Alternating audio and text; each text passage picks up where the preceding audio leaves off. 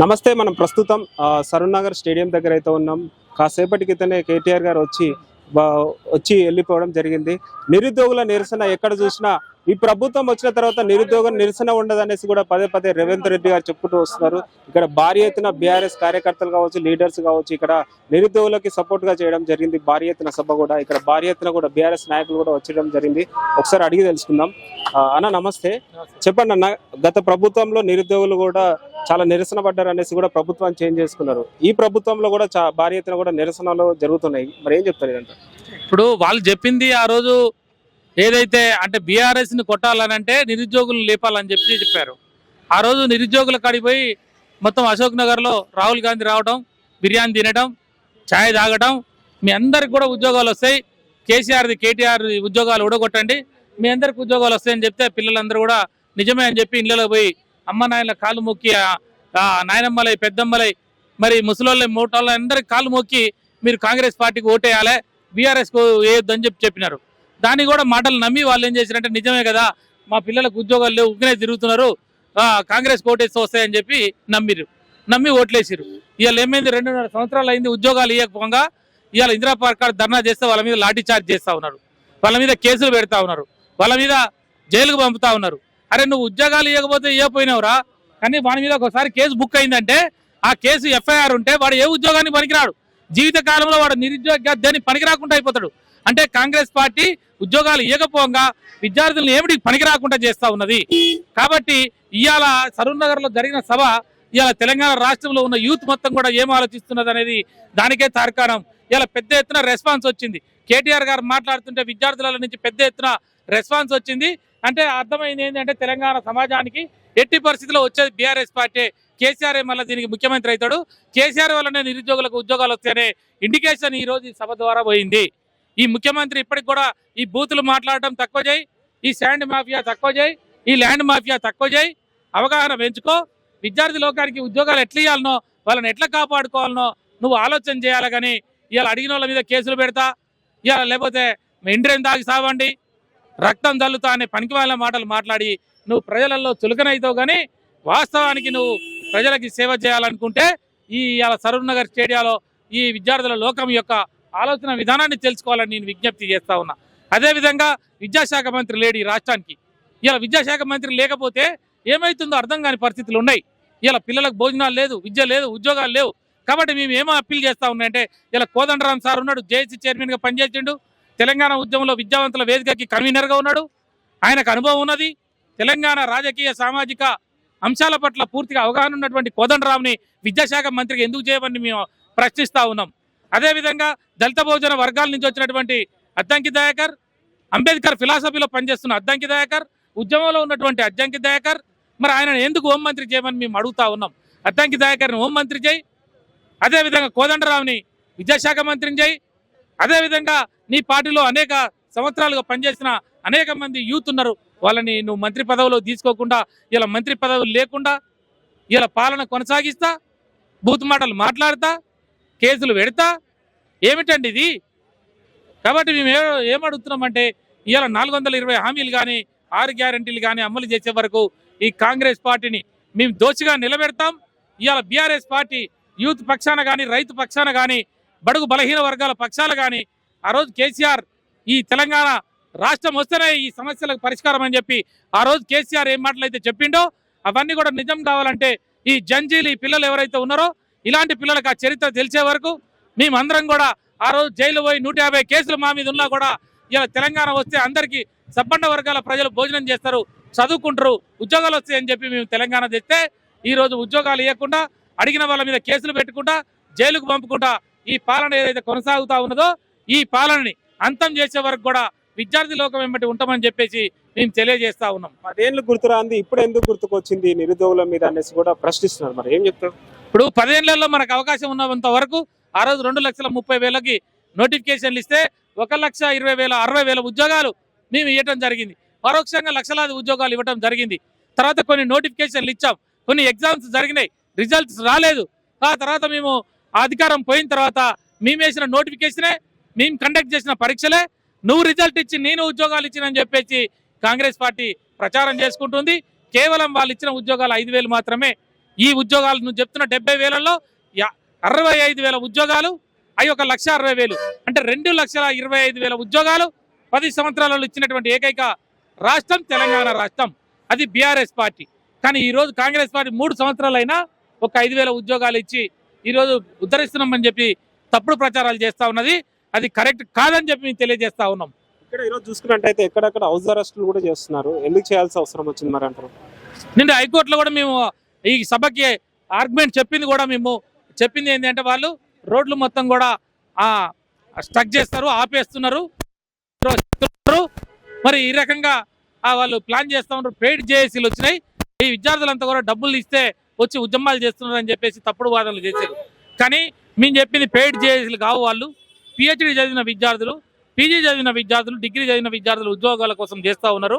మేము దీంట్లో ఏదైతే తెలంగాణ స్పోర్ట్స్ అథారిటీ వాళ్ళకి మేము పర్మిషన్ తీసుకున్నాం, వాళ్ళకి డబ్బులు కూడా ఇచ్చినాం. అక్కడ టాయిలెట్ ఫెసిలిటీస్, మంచినీళ్ళ ఫెసిలిటీస్ అన్ని ఏర్పాటు చేస్తూ ఉన్నాం. ఎక్కడ కూడా పబ్లిక్కి మరి ఇక్కడ వచ్చే రాకపోకలకి ఏమి ఇబ్బంది కల్పించమని చెప్పినాం. అయినా అప్పుడు మాకు కోర్టు వాదనలు విన్న తర్వాత మాకు పర్మిషన్ ఇచ్చింది. ఇవాళ కూడా పర్మిషన్ ఇచ్చి సభ జరగడానికి వస్తున్నటువంటి నాయకులు ఎవరైతే ఉన్నారో ఆ నాయకులను మొత్తం కూడా ఎక్కడికెక్కడికి మరి అరెస్ట్ చేయటం, ఇళ్ల దగ్గర పోలీసులు పెట్టడం, ఇవన్నీ చేయటం కూడా మరి ఆ రోజు నిన్న ఇచ్చినటువంటి హైకోర్టు తీర్పుకి ఎగనెస్ట్ గా వీళ్ళు ఈ పోలీసులు ప్రవర్తించిందని చెప్పి మేము తెలియజేస్తా ఉన్నాం. ఫైనలీ సంగ్రామ సదస్సు సభ సక్సెస్ అయిందా కాలేదా? 100% సక్సెస్ అయింది.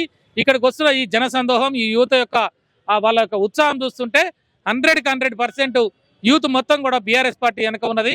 రేపు వచ్చేది బీఆర్ఎస్ ప్రభుత్వమే, కేసీఆర్ నాయకత్వమే దీనికి శ్రీరామ రక్ష అనేది. ఇలా ఈ సమాజం యొక్క ఆలోచన చూసినా, ఈ స్పందన చూసినా ఈ సరూర్ నగర్ స్టేడియమే కాదు, ఈ సరూర్ నగర్ స్టేడియం వైపు మొత్తం రాష్ట్ర వ్యాప్తంగా ఉన్న యువత మొత్తం కూడా ఇటే చూసింది. కాబట్టి ఈ సభ సక్సెస్ కావడం కేటీఆర్ గారి స్పీచ్కి పబ్లిక్ నుంచి వచ్చినటువంటి స్పందన చూస్తే 100% వచ్చేది బీఆర్ఎస్ గవర్నమెంట్ అని చెప్పి తేలిపోయింది. సదస్సు అనే ఒక సభ పెట్టారు ఈరోజు సరూనగర్ గ్రౌండ్ లో. ఏం చెప్తావు? నిరుద్యోగులకు సంబంధించినదే ఈ సభ. బీఆర్ఎస్ మీకు మద్దతు ఇస్తుంది అనేసి కూడా చెప్తుంది నిరుద్యోగులకి. గతంలో లేని ఇప్పుడు తీసుకొచ్చారు, ఏం చెప్తారు ఇదంతా? ఎందుకంటే గతంలో కాంగ్రెస్ ప్రభుత్వం ప్రతిపక్షంలో ఉన్నప్పుడు కూడా నిరుద్యోగులకు సపోర్ట్ చేసినాం. ఈ రోజు అధికారంలో కాంగ్రెస్ ప్రభుత్వం ఉండి ఇప్పుడు ప్రతిపక్షంలో బీఆర్ఎస్ ఉన్నాడు, మీకు ఖచ్చితంగా మాకు సపోర్ట్ చేస్తాం. ఎందుకంటే మా సమస్య బయటకు పోవాలంటే మాకు ఖచ్చితంగా ఒక ఆసరా అవసరం. కాబట్టి బరాబరా ఏ పార్టీ సపోర్ట్ అయినా తీసుకున్నా, బీఆర్ఎస్ పార్టీ అని కాదు, ఈవెన్ వేరే అదర్ పార్టీ అయినా, బీజేపీ అయినా, సిపిఎం అయినా, ఏ పార్టీ అయినా సరే ఖచ్చితంగా నిరుద్యోగ సమస్యల మీద పోరాడదాం అంటే ఖచ్చితంగా ఏ పార్టీ సపోర్ట్ అయినా తీసుకోవడానికి మేము సిద్ధంగా ఉన్నాం.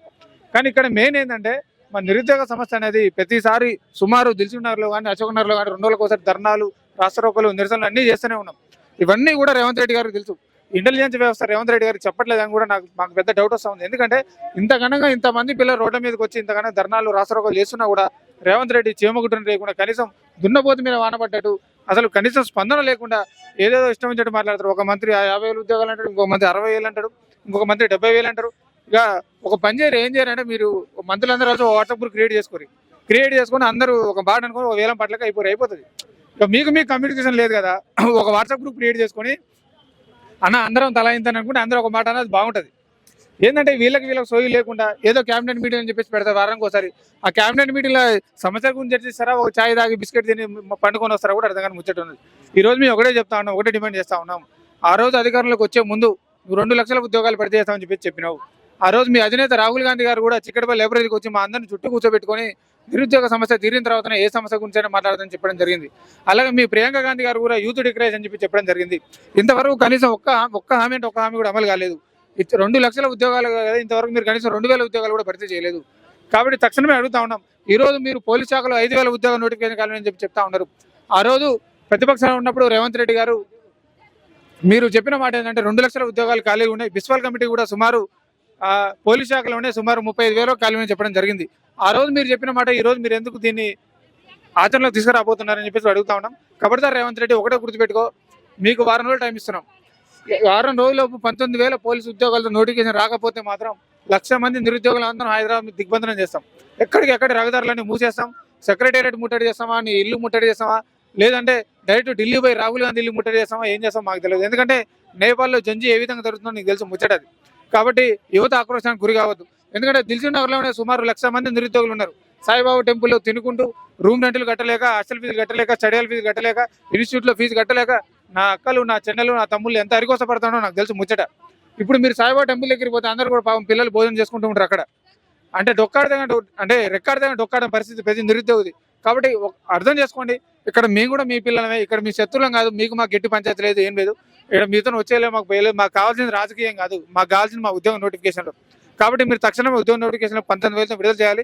అలాగే చాలా మంది మిత్రులు కూడా అశోక్ నగర్ లో కూడా, చిక్కడపల్లి కూడా ధర్నాలు జరుగుతూ ఉన్నాయి. గ్రూప్స్ నోటిఫికేషన్ కావాలని కూడా చాలా మంది మిత్రులు ధర్నాలు రాష్ట్రాలు చేస్తూ ఉన్నారు. ఎందుకంటే ఎప్పుడో మీరు ఇచ్చినటువంటి జాబ్ క్యాలెండర్ లో ఆ గ్రూప్ 2 అని గ్రూప్ 3 అని డేట్లను ఎప్పుడో దాటిపోయినాయి. ఆల్రెడీ అంతకుముందు జాబ్ క్యాలెండర్ మీరు చేసినప్పుడు ఆగస్టు 2వ తారీఖు దానికి పిండ ప్రదానం చేసి దానికి ప్రథమ వర్ధంతి చేసినాం. ఇప్పుడు ఆ జాబ్ క్యాలెండర్ కి 2వ వర్ధంతి చేయడానికి కూడా సమయం దగ్గరకు వచ్చింది. ఆ ఆగస్టు 2వ తారీఖు 2వ వర్ధంతి అవుతుంది. కాబట్టి బరాబర్ గుర్తుపెట్టుకో రేవంత్ రెడ్డి, ఒకటే చెప్తా ఉన్నాం, రేవంత్ రెడ్డికైనా మీ మంత్రులకైనా కాంగ్రెస్ ప్రభుత్వానికైనా ఒకటే చెప్తా ఉన్నాం, మీరు తక్షణమే ఉద్యోగ నోటిఫికేషన్ విడుదల చేయాలి. విడుదల చేయకపోతే మాత్రం బరాబర్గా మరొకసారి నిరుద్యోగుల సత్తా ఎందుకు చూపిస్తాను కూడా డిమాండ్ చేస్తా ఉన్నాం. సభ ఈరోజు గాంధీ భవన్ లో కూడా స్కిప్ చేస్తున్నారు, ఏం చెప్తారు? దాని గురించి ఏం లేదండి, అన్ని దొంగ రాజకీయాలు వాళ్ళని మేము ఇక్కడ బయట పెడుతున్నాం అని చెప్పేసి ఇక అన్ని దొంగ రాజకీయాలు చేస్తున్నాడు. ఇక రేవంత్ రెడ్డి అన్నగారు, నేనేమంటున్నానంటే, మీరు అన్నగారు అని నేను భావిస్తున్నాను, తప్పుగా మాట్లాడట్లేను. ఇప్పుడు యూత్ వాళ్ళకి మీరు జాబులు ఇవ్వకపోతే, వాళ్ళు ఇంటర్వ్యూలకు తిరిగి వాళ్ళకు అవ్వకపోతే వాళ్ళు అలసిపోయి నిరాశపడి మొత్తం యూత్ అంతా ఖరాబ్ అవుతున్నారు. మెయిన్ అంటే బయట తిరుగుళ్ళు అది ఇది మొత్తం యూత్ ఖరాబ్ అవుతున్నారు. ఇప్పుడు స్పోర్ట్స్ అకాడమీ ఉంది, ఇప్పుడు స్పోర్ట్స్ అకాడమీలో కూడా జాబ్లు ఇవ్వట్లేదు. ఇప్పుడు నేనే ఉన్న ఎగ్జాంపుల్, నేను కబడ్డీ నేషనల్ ప్లేయర్, నాకు ఏజ్ అయిపోయే వరకు నాకు జాబ్ ఇవ్వలేదు. నాకు ఇప్పుడు జాబ్ ఇచ్చి ఉంటే నేను ఈరోజు మంచి జాబ్లో ఉంటుండేదాన్ని. నేను ఒక టీం తయారు చేసి నేనే నిదర్శనంగా నించునేదాన్ని. నేను ఒక లేడీస్, నాకు సర్టిఫికేట్స్ ఉన్నాయి. నా ఏజ్ అయిపోయే వరకు నాకు జాబ్ ఇవ్వలేదు. అలా నాలాగే ఎంతో మంది ఉన్నారు. ఇప్పుడు ఫుట్బాల్, కబడ్డీ, ఖోఖో ఇలా స్పోర్ట్స్ పరంగా కూడా చదువుకొని జాబ్ అప్లై చేసే వాళ్ళకు కూడా జాబ్ ఇవ్వట్లేరు. సో ఇలా యూత్కి ఇవ్వట్లేదు. అలా ఎంతో మంది యూత్ బయట రోడ్డు పాలు అయ్యేసి మొత్తం యూత్ ఖరాబ్ అవుతుంది. దయచేసి ఇప్పటికైనా ఈ సభ పెట్టింది మీ దాకా తీసుకురావడానికి, ఈ సభ ద్వారానన్నా కొంచెం మీ యూత్కి సపోర్ట్ చేసి జాబులు ఇప్పియండి దయచేసి. ప్రభుత్వం ప్రజాపాలన, ఇది ప్రజల పాలన అంటున్నారు కదా, మరి ప్రభుత్వం ప్రజాపాలన కాదు, ప్రజల్ని మొత్తం ఖరాబ్ చేసి కూర్చుండు. అంటే అప్పుడు నేను ఏంది ఫ్రీ బస్ పెడతాను, జాబులు ఇప్పిస్తాను, ప్లస్ ఇది చేస్తాను, 6 గ్యారెంటీలు ఇస్తాను అన్నీ చెప్పి ప్రజల్ని అట్లా రోడ్డు పాలు చేసేసిండు ఆయన. అందరు నమ్మి ఆయన వేసారు. గతంలో ఎట్లా ఉండే మరి ఇది నిరుద్యోగుల సమస్య, ఇప్పుడు ఎట్లా ఉంది మరి? ఇప్పుడు జనాలే చూస్తున్నారు కదండి నిరుద్యోగులు. పదే ఎత్తున్నాడు, 60-70 వేల ఉద్యోగాలు ఇచ్చిన మేము 2.5 సంవత్సరాల్లోనే అంటున్నాం. మరి అలా ఇస్తే ఇప్పుడు యూత్ అందరు ఎందుకు వచ్చి అడుగుతూ ఉంటారు? ఇప్పుడు కేటీఆర్ అన్న దాకా, కేసీఆర్ అన్న దాకా మాకు రావట్లేదు, జాబులు రావట్లేదు, మీరు సపోర్ట్ కావాలి చేయాలని ఎంతో మంది యూత్ పోయి కన్నీరు పెట్టుకుంటున్నారు. అలా పోయి అడిగిన వాళ్ళని లాటరీ చార్జెస్ చేపిస్తున్నావు. ఎందుకు నీ వల్ల అవుతే చేయించు, లేదంటే ఊరుకో. కానీ అంత లాటరీ చార్జ్ చేయించి యూత్ని అంత ఇబ్బంది పెట్టడం కరెక్ట్ కాదు. చాలా స్కీములు తెచ్చినాం, మహిళలకు ప్రాధాన్యత ఇస్తున్నాం అని చెప్తున్నారు కదా రేవంత్ రెడ్డి. మరి ఇప్పుడు నేనే ఒక మహిళని, ఫ్రీ బస్సు దేనికోసం? నేను పొద్దున్న లేసి జాబ్కి వెళ్తా, నేను పొద్దున్న నుంచి సాయంత్రం దాకా బస్సు తిరుగుతూ ఉండలేను కదా. ఫ్రీ బస్ తెచ్చిండు, నాకేం వర్క్ వస్తుంది? ఇప్పుడు నేనైతే జాబ్కి వెళ్తా, నాకు ఎగ్జామ్ నాకు ఒక స్కూటీ ఉంది, ఆడవాళ్ళు లేడీస్కి స్కూటీ అన్నారు, ఆ స్కూటీ ఇవ్వలే. ఆ స్కూటీ అన్న నాకు ఇస్తే నేను జాబ్కి వెళ్తా కదా స్కూటీ తీసుకొని, అది ఇవ్వలేదు. ఫ్రీ బస్ టైం పాస్కి వెళ్ళే వాళ్ళు కూడా ఉన్నారు కొంతమంది. ఆ ఫ్రీ బస్ అవసరం లేదు, దాని బదులు 2,500 అన్నావు, అదన్నా చేయొచ్చు కదా. టైం పాస్ కోసం బస్సులో తిరుగుతున్నారా? కొంతమంది తిరిగే వాళ్ళు తిరుగుతున్నారు. ఇప్పుడు మాలాంటి జాబ్ చేసే వాళ్ళకి స్కూటీ ఇస్తే నేను స్కూటీ పైన తిరిగేదాన్ని కదా, ఆ స్కూటీ ఇవ్వట్లేదు కదా, అది కూడా లేదు కదా. అలా మరి మహిళలకి మాకు ఇచ్చే ప్రాధాన్యత ఏంది? 2,500 ఇస్తా అన్నావు. ఇప్పుడు డాక్రా గ్రూప్స్ ఉన్నాయి, దానికి లోన్స్ వస్తాయి, దానికి మిత్తి కూడా అది అవ్వట్లేదు. ఇంట్రెస్ట్ ఉంటుంది కదా, అవి మాఫీ అవ్వట్లేవు. ఇలాంటి లేడీస్కి చాలా ప్రాబ్లమ్స్ ఉన్నాయి, అవన్నీ అవ్వట్లేవు. అవన్నీ లేడీస్కి చేయాలని మేము కోరుకుంటున్నాం. ఉద్యోగాలు కోరుకుంటున్నారు మరి ఇప్పుడు అదే యూత్. ఇప్పుడు నా ఏమంటారు ఉన్నాయి కదా బయట ఉద్యోగాలు చాలా ఉన్నాయి ఆయన చేతిలో. ఎవరు స్టడీ తగ్గట్టు దాని తగ్గట్టు ఉద్యోగాలు కోరుకుంటున్నాం, ఎడ్యుకేషన్ తగ్గట్టు ఉద్యోగాలు. ఈ రాష్ట్రంలో నిరుద్యోగులు ఉన్నారా లేరమ్మా? ఉన్నారు, చాలా మంది చదువుకున్న వాళ్ళు లక్షల మంది ఉన్నారు. ఒక్క ఉద్యోగం రాక చాలా బాధపడుతున్న వాళ్ళు కూడా ఉన్నారు, చాలా ఇది ఉన్నారు. సార్ ఒక్క ఉద్యోగం కూడా ఇవ్వటం లేదు నిరుద్యోగులకు. చాలా మంది బాధపడుతున్నారు, ఏజ్ అయిపోతున్నది, ఏజ్ లిమిట్ కూడా దాటుతున్నది. సార్ ఇప్పటి వరకు ఉద్యోగం ఇస్తాను అది ఇది అంటున్నాడు. 30 నెలలు దాటుతుంది సార్ వచ్చి కూడా, రేవంత్ రెడ్డి గారు వచ్చి కూడా ఇప్పటి వరకు ఒక ఉద్యోగం కూడా ఇవ్వట్లేదండి. మరి ప్రభుత్వం ప్రజల ప్రభుత్వము, ఇది ప్రజాపాలన అనుకుంటే చెప్తున్నారు కదా, మరి నిరుద్యోగులు కూడా నిరాశపడకండి, మేము ఉద్యోగాలు ఇస్తామనేసి కూడా చెప్తున్నారు కదా, ఏం చెప్తాము? చెప్పడం మట్టుకే ఉంది కానీ ఇవ్వడం లేదు సార్, అసలు ఇవ్వడం లేదు. అసలు చెప్తున్నారు కానీ ఇవ్వట్లేదు అసలు. ఒక ఉద్యోగం ఇచ్చిన పాపాన పోలేదు ఇప్పటి వరకు. అన్ని ఇచ్చినామని డప్పు కొట్టుకోవడమే ఉన్నది ఈ కాంగ్రెస్ పాలనలో. ఇప్పటి వరకు ఒక్క ఉద్యోగం కూడా ఇవ్వటం లేదు. గత ప్రభుత్వం 10 ఏళ్ళు బీఆర్ఎస్ ఉండే కదా, అప్పుడు ఎట్లుండే మరి ఇప్పుడు ఎట్లుంది మరి? అప్పుడు ఉద్యోగాలు బాగానే ఇచ్చిండండి సారు కేసీఆర్ గారు. ఇప్పుడు ఒక్క ఉద్యోగం ఇవ్వట్లేదు. అసలు ఉద్యోగాలు అనేటివే లేవు. చెప్తున్నారు ఉద్యోగాలు ఇస్తాం, అవి ఇస్తాం, ఇవి ఇస్తాం అని, అన్ని ఇస్తామని చెప్తాం. హామీలు ఇస్తున్నారు కానీ అది అమలు చేయడం లేదండి. మీరు ఏం డ్యూటీ చేస్తారమ్మా? మీరు ఏం పని చేస్తారు? నేను బీఆర్ఎస్ కాన్స్టిట్యున్సీ మహిళా ప్రెసిడెంట్. సరే, మరి మీరు ఏం డిమాండ్ చేస్తున్నారు చెప్పండి. సారు మీరు 30 నెలలైంది వచ్చి, మీరు ఇప్పటి వరకు ఒక ఉద్యోగాలు వేయలేరు. అందరు పిల్లలు చదువుకొని చాలా మంది ఉన్నారు నిరుద్యోగులు. మళ్ళీ ఆత్మహత్యకు పాల్పడుతున్నారు వాళ్ళు. ఆత్మహత్య పాల్పడొద్దు, చేయొద్దు అంటే మీ పాలన బాగుండాలంటే మీరు ఉద్యోగాలు ఇవ్వాలి, మంచిగా ఇచ్చేయాలి సార్. ఇవ్వకపోతే కాదు, అది ఉద్యోగాలు కంపల్సరీ ఇవ్వాలి. ఇస్తామని చెప్పినారు కదా మీరు. ఈ హామీ ఆ హామీ బోలెడు హామీలు పెట్టిండ్రు, అది ఏది కూడా అమలు కావట్లేదు. అన్న చెప్పండి అన్న, నిరుద్యోగుల తరపు నుంచి భారీ ఎత్తున కూడా ఈరోజు సభ జరిగింది కదా, ఏం చెప్తారు? నేను ఒకటే చెప్తున్నా, ప్రతి ఒక్క అన్ఎంప్లాయీకి ఏ రాంగ్ స్టెప్ తీసుకోకండి. సుసైడ్ అని మొన్ననే 18 మెంబర్స్ చనిపోయినారు జాబ్ లేకుండా. నేను ఒకటే చెప్తున్నా, 2.5 yearsలో మన గవర్నమెంట్ వస్తుంది. వచ్చినప్పుడు మీకు జాబ్ పరిమితి అయిపోయినా, 36 years అయిపోయినా, మేము పరిమితి ఇంకా 3 years పెంచో మీకు జాబ్ ఇచ్చే ప్రయత్నం చేస్తాం, కొత్త జియో పాస్ చేసి. అప్పుడు దాకా ధైర్యంగా ఉండండి. ధైర్యం లేకుండా ఏం నడవదు. ఎందుకంటే మనం యుద్ధం చేయాలంటే మనం బతకాలి. యుద్ధంలో మనమే లేకుంటే యుద్ధం ఎట్లా చేస్తాం? అందుకే ప్రతి ఒక్క అన్ఎంప్లాయ్మెంట్కి చెప్పేది, స్టూడెంట్లకి చెప్పేది ఒకటే, మనం యుద్ధం చేద్దాము, మనం గెలుస్తాం. వచ్చే 2.5 yearsలో మన గవర్నమెంటే, మన కేసీఆర్ అన్ననే మళ్ళీ సీఎం అవుతాడు. మనకి జాబ్లో గత 10 ఏళ్లలో ఏం తెచ్చిరు, ఇప్పుడు ఏం తేయబోతున్నారు? మేము ఇప్పుడు 2.5 సంవత్సరాల్లోనే 60-70 వేల ఉద్యోగాలు తెచ్చినామనేసి కూడా చెప్పుకుంటున్నారు, ఏం చెప్తాం మరి? మనము 10 yearsలో 1,70,000 జాబ్స్ ఇచ్చినామని కేటీఆర్ అనే చెప్పిండు. మొన్నవి నోటిఫికేషన్ మనం 10,000 ఇచ్చిన నోటిఫికేషన్స్కే వాళ్ళు పత్రాలు ఇచ్చుకున్నారు. దాని బిఫోర్ వాళ్ళు అంతా ఇచ్చిందే 17,000 జాబ్లో 7,000 జాబ్స్ వాళ్ళు ఇచ్చిందే.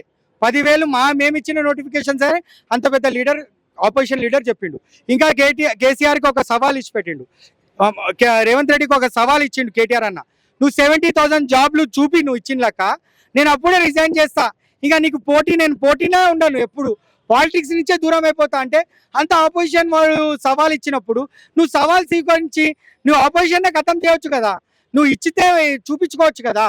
అంత సీఎం ఉన్నప్పుడు నువ్వు చెప్పినప్పుడు జాబ్లు చూపించుకోవాలి, నేను 70,000 ఇచ్చినా అని. ఒక మినిస్టర్ లేచి ఒక 50,000 అంటాడు, ఓ పిసిసి ప్రెసిడెంట్ 80,000 అంటాడు, ఇంకో మినిస్టర్ శ్రీధర్ బాబు లేచి 1,00,000 అంటాడు. ఏం మీకు అవగాహన లేదా? ఇక అన్ఎడ్యుకేటెడ్ మీరు అందరూ. దానిలో అంతా ఎడ్యుకేటెడ్ శ్రీధర్ బాబు ఒక చదివినవాడు, ఆయనకు అవగాహన లేకుంటే అందరు ముద్దుగాల ఏం అర్థమైతలేదు నాకు. నెక్స్ట్ రాబోయే ఎలక్షన్ లో కూడా మేమే గెలుస్తాం అనేసి అంటున్నాం మరి రేవంత్ రెడ్డి. నేను రేవంత్ రెడ్డికి ఒకటే చెప్తున్నా, బెంగళూరులో అయినలాక సీతారామయ్యకి ఇప్పుడు శివకుమార్ ఉన్నాడు సీఎం, వచ్చేసిండు. నీ పరిస్థితి అట్లే అయితే నువ్వు ఒక పాట పెట్టే స్టేజ్ పైన వస్తున్నావు అంట కదా, ఊకూకునే రాలే బిడ్డ కూర్చున్న సీటు, కరెక్టే అది. ఊకూకునే రాలే కూర్చున్న సీటు కాంగ్రెస్ వాళ్ళకి తొక్కే వచ్చినావు నువ్వు, కాంగ్రెస్ వాళ్ళకి తొక్కోనే సీట్ పైన ఎక్కినావు నువ్వు, తొక్కి వచ్చినా అన్నాడుగా. ఈ పాట ఈ కాంగ్రెస్ వాళ్ళకి సెట్ అవుతుంది. ఆ పాట ఈ కాంగ్రెస్ వాళ్ళు కాలాలని పెడుతున్నా, ఆయన తొక్కి వచ్చిండు. ఆయన 40 సంవత్సరాలు 30 సంవత్సరాల నుంచి సీఎం అయిదామని అనుకున్న వాళ్ళకి తొక్కే సీఎం అయినావు. ఒక 6 months నువ్వు సీట్ కాపాడుకో, నీకు జరిపి వేరే వాళ్ళు అయిదామని మస్తు మంది సోనియా గాంధీ రాహుల్ గాంధీ ఇంటి దగ్గర లైన్ కట్టినారు. ఆ లైన్ కి నువ్వు చూసుకో. ఫస్ట్ మార్నింగ్ ఎక్కడెక్కడ హౌస్ అరెస్టులు చేశారు కదా, ఎందుకు చేయాల్సి వచ్చింది మరి? ఇంకా పబ్లిక్ వస్తారు కదా, ఇప్పుడే 20,000 మంది దాకా వచ్చినారు. ఇక 30-40 వచ్చేస్తే ఇంకా ఏం చేస్తాడు ఈయన? వస్తారు లీడర్స్ వస్తే ఇంకా పబ్లిక్ ఎక్కువ వస్తారు కదా. అదే మా సుధీర్ అన్నకే హౌస్ అరెస్ట్ చేసినారు, మళ్ళీ ఆయన ఇన్ఫ్లుయెన్స్ తో బయట వచ్చిండు, లేకపోతే ఆయనకే ఆపేస్తుండు. సో ఆయన ప్రోగ్రామ్ పెట్టిన ఆయనకే రానియలేకపోతే ఇంకా వేరే కాన్స్టిట్యున్సీ ఎమ్మెల్యేకి రానిస్తారా? పక్కన కాన్స్టిట్యున్సీ వాడు వస్తుంటే నువ్వు ఎట్లా వస్తావు అంటే, మన ఇంట్లో మనం తిరగలేం లెక్క చేస్తే పక్కన కాన్స్టిట్యున్సీ మహేశ్వరం నుంచి మేడం వస్తుంటే సబిత ఆపేస్తున్నారు, సబిత మేడంకి వద్దొద్దు ఎట్లా పోతావు, మీకేం పని అని అట్లా చేస్తున్నారు. అంతా దౌర్జన్యం. ఈ ప్రోగ్రామ్కే మాకు ఎన్ని రోజులు పట్టింది. నిన్న హైకోర్టు నుంచి తెచ్చుకున్నాం పర్మిషన్ ఇవ్వలే మాకు ప్రోగ్రామ్ పెట్టడానికి. ఇదే ప్రోగ్రామ్ మాకు ఒక 10 days బ్యాక్ పర్మిషన్ ఇస్తే మేము ఇంకా హైలైట్, ఇప్పుడు 20,000 మంది కాదు, అప్పుడు 70,000 మంది వస్తుండే. ఈ స్టేడియం మేము సరిపోదు, రోడ్ల పైన మీటింగ్ పెట్టాలి అయిపోతుండే. ఇక్కడి నుంచి అక్కడ దాకా పైన సౌండ్లు బయట స్పీకర్లు పెడతాం కదా, ఎప్పుడైనా ఊర్లో జాతర అయితే అట్లా బయట అన్ని స్పీకర్లు పెట్టి వినిపించాలి అయిపోతుండే. అట్లా పరిస్థితి ఉంది బ్రదర్. జై తెలంగాణ, జై సుధీర్ అన్న.